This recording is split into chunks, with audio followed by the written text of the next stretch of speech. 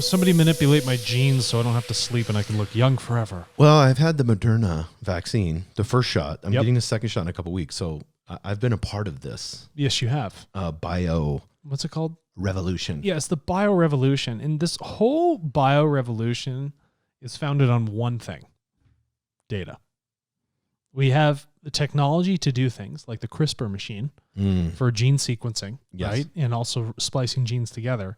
But it requires a huge amount of data to analyze that, and also needs a lot of input so the algorithms know what to do effectively.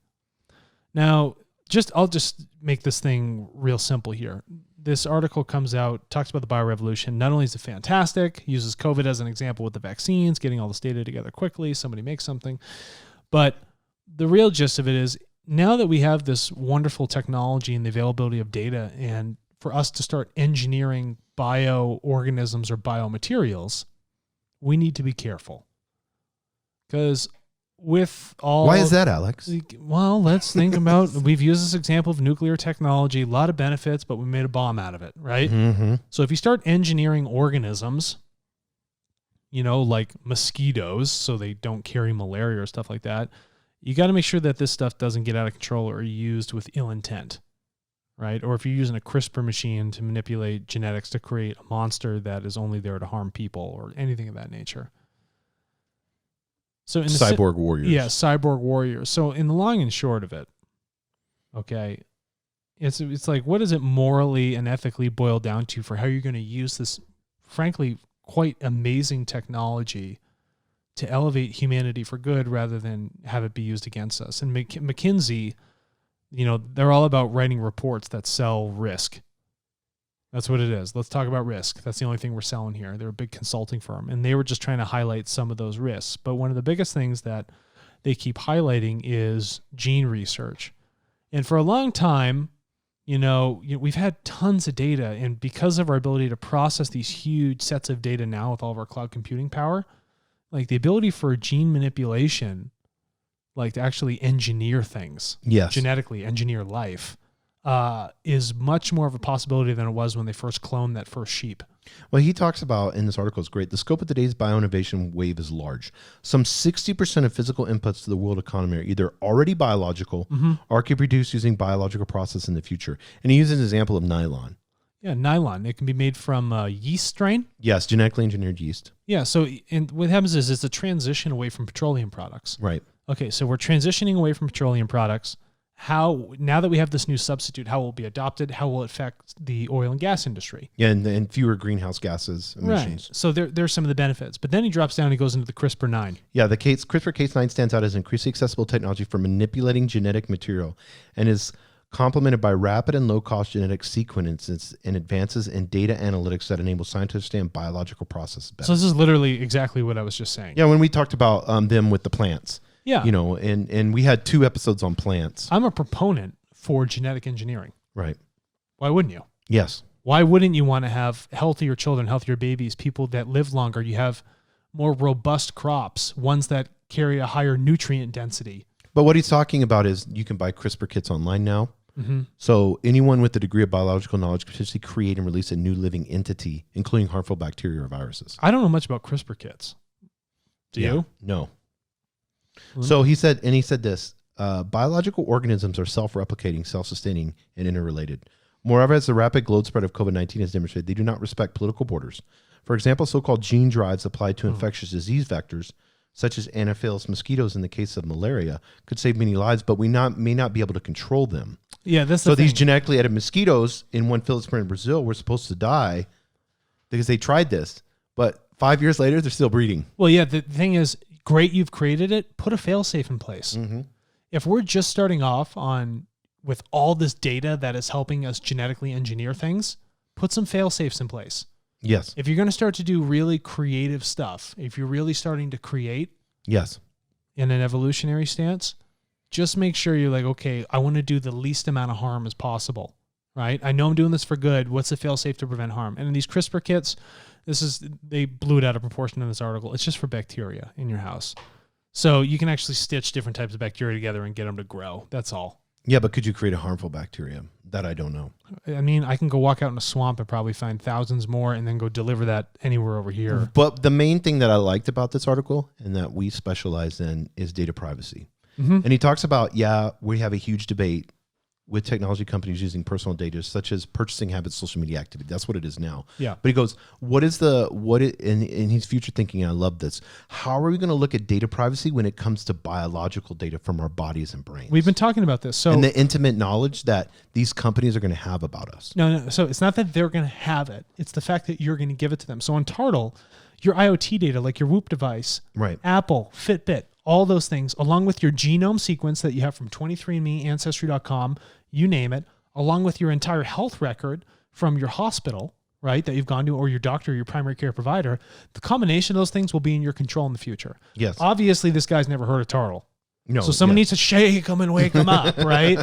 But when you have sovereignty over those things, which you rightfully own because it's your DNA, it's your habits, so like all these things, this is what you do. These are yours, your actions. You're responsible for them.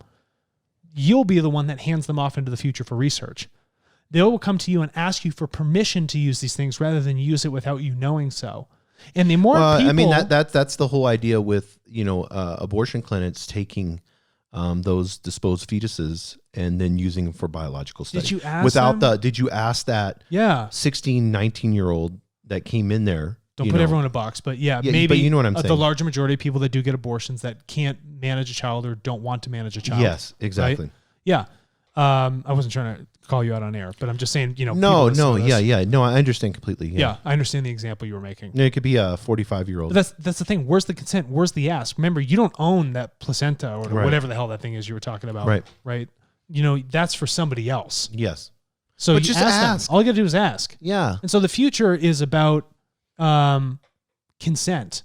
And privacy and consent are going to go hand in hand. And as you begin to control more of this biological, IoT, behavioral health data on yourself, you're going to be the one that hands it off to these research centers and, they'll compensate you for it. And you choose to give it to them when you choose to do so. It's like, I wouldn't want to give my genome sequence to the government of China. I don't like how they use, big data against the people within their own within their own society. Yeah. Like that's not cool. Right. Right. It's not right. Morally and ethically, it's like not a good big brother thing going on.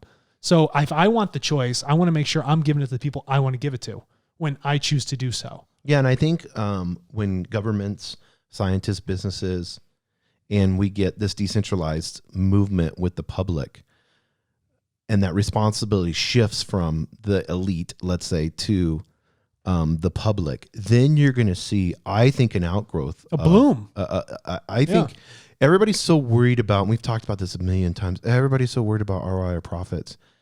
But whenever you're a company and you have the ability to go to your user, the one that loves you, that uses your product, and you turn around and you go to them and ask permission, and we had a whole episode on this, it creates trust. And in that trust, guess what happens?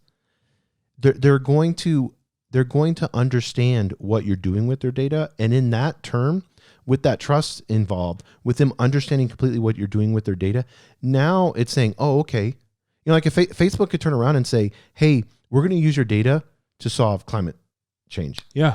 And that's the number one thing we do. Can we use your data to solve climate change? Yes, of course. Yes. 80% of people are clicking yes. They may want to read how you're going to do that. And the 20%, no, screw you. I still don't trust you, Facebook. Yeah, it's like Amazon does the whole Amazon Smile thing, where you could, and I give to Paws and Stripe, shout out to them, that make these, they take dogs and then train them to work with veterans with PTSD. Yeah. And the dogs actually heal. They can, a dog, as well as I do, we did a whole episode on dogs. But whenever you look at any type of organization that's like that, it's like, yeah, now I feel good about my Amazon purchases. Yeah. Because I know a percentage of it is going to an organization, and they send me emails and say, hey, this month you did, $12.31, I think was the last one I got from last month. Yeah. It's not a lot of money, but still, guess what? I know I gave something to help out. And if, hundreds and thousands and tens of thousands of people do that collectively, as we saw with Wall Street bets, Yeah. What can happen? Well, You can topple. You can topple hedge funds. You know something? Think about how much a lack of consent, a lack of trust, and a lack of transparency has slowed the evolution of humanity, because people put profits first. Mm-hmm. They put resource control first and foremost. Well, think about government transparency with extraterrestrials. No, so genetic engineering. I mean, you threw that up there, Alex. Yeah, we got a little alien ship going on right now. Yeah, let's consider this, right? Yeah. Say you're millions of years advanced. Aliens are out there, all right? And they're like, okay, well, we've been engineering biological organisms forever. Mm-hmm. We've engineered ourselves to live longer, right? Maybe they regrow an arm or something. Yeah, CRISPR, we did that. Yeah, CRISPR. 10 million years ago. Please. Yeah. Yeah, we got CRISPR 10 million.0. Mm-hmm. You know what I mean? But if we're looking at this, we have, there's been accounts of like the Dulce base up here in New Mexico. Yeah. With genetic engineering. Right. Where they're saying they were doing like hybrid things between like aliens and animals. Supposedly, yeah. Supposedly, right? We're just having fun right now, guys. What do I know? Yeah. But the thing is, this is like that failsafe I talked about. McKinsey is talking about these hybrid aliens. If you have part bat person or whatever it might be. And it's always funny. Everybody always says the aliens stink, but what if we stink to the alien? Yeah, what if they're like, in these Dulce things, like, can we engineer the stink out of them? That's all they were doing at the Dulce base. Oh, yeah, the aliens with their big beady eyes, they're like, do you smell a human? Yeah, and the humans are like, wow, these grays stink. This smells like a it smells like a landfill over here. Yeah, exactly. Yeah. It's so funny. We never, and that's something. The aliens like, there's no oxygen in space. You can't smell us. Because that's something that everybody, and I've been listening to, whether it be Elon Musk or whether it be Peter Diamond's or, all these future thinking people. And they're like, we're not even ready. To think that, for myself, this is my personal view, to think that there's millions and trillions of galaxies and we're literally the only carbon-based that's the most consciousness around. Ignorant statement I've ever heard in my entire It's silly. life. So, yeah. I personally believe, but whenever, the I believe poster, from X-Files, I love that. Yeah, X-Files took that from the Billy Meyer case. Shout out to Billy Meyer. That. Hinterschmidt, Rudy, Switzerland. But whenever you look at that and you see that, now the question is, yes, we believe in extraterrestrial life. How would we properly communicate with them? Would they even want to communicate with us with the way we act right now? No. Would they even want to share a technology with us if we're such jackasses with nuclear technology right now? No, they saw the one powerful thing we had. Yeah. And we kind of fucked that up. You guys, pardon my French. Yeah, you guys nuked yourselves. Like, good for you. You could have used this to have zero energy. Yeah, that was your shot, guys.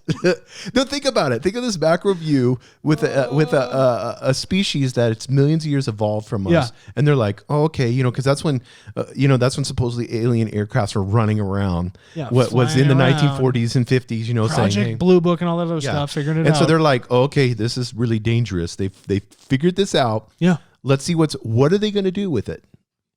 And we could have done zero net, bro. Think about, dude, they're millions of years advanced, and we're like, ooh, let's smash this atom into this one, see what happens. What if the world would have got together and said, because this is the problem, everybody goes back to this, and it's dumb. It's absolutely dumb. Tell me, what if the world would have got together and said, Chernobyl, that was idiotic. Mm-hmm. It wasted, and I mean, they're still trying to. There's some places. Fukushima Daiichi. Why would you build it on the ocean like that? Idiotic. When it comes to, we understand that nuclear energy for the process that we have right now is ultra safe. How can we make sure that those things never happen again?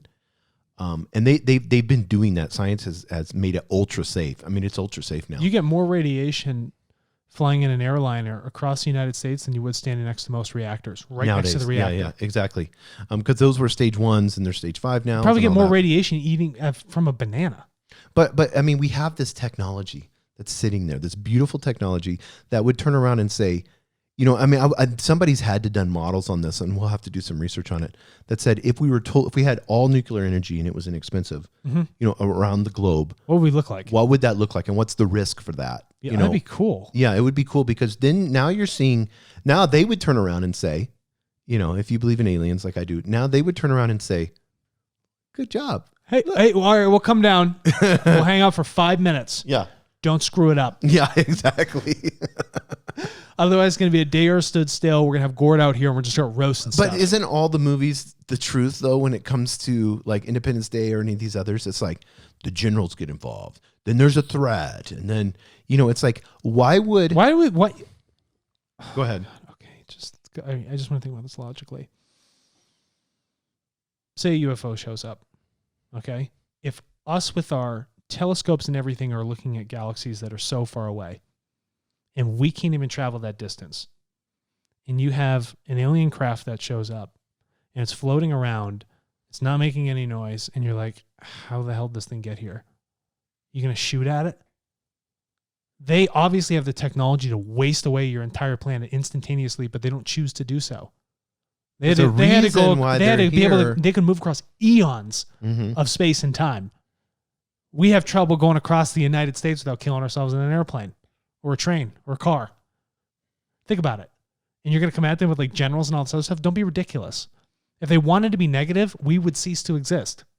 That's simple. Wouldn't that be just what it is? And why would they send one aircraft down? I mean, they could literally. You got a bunch of guys in like a 40-foot wide ship flying around. And they're like, just send one. I mean, just the whole reactive monkey brain process, like sirens going off and everybody's shuffling together. And okay, we've identified this unidentified object and it's hovering over the White House. Yeah. Why does it have to all of a sudden go into red alert mode? You want to know why? Because we're irresponsible.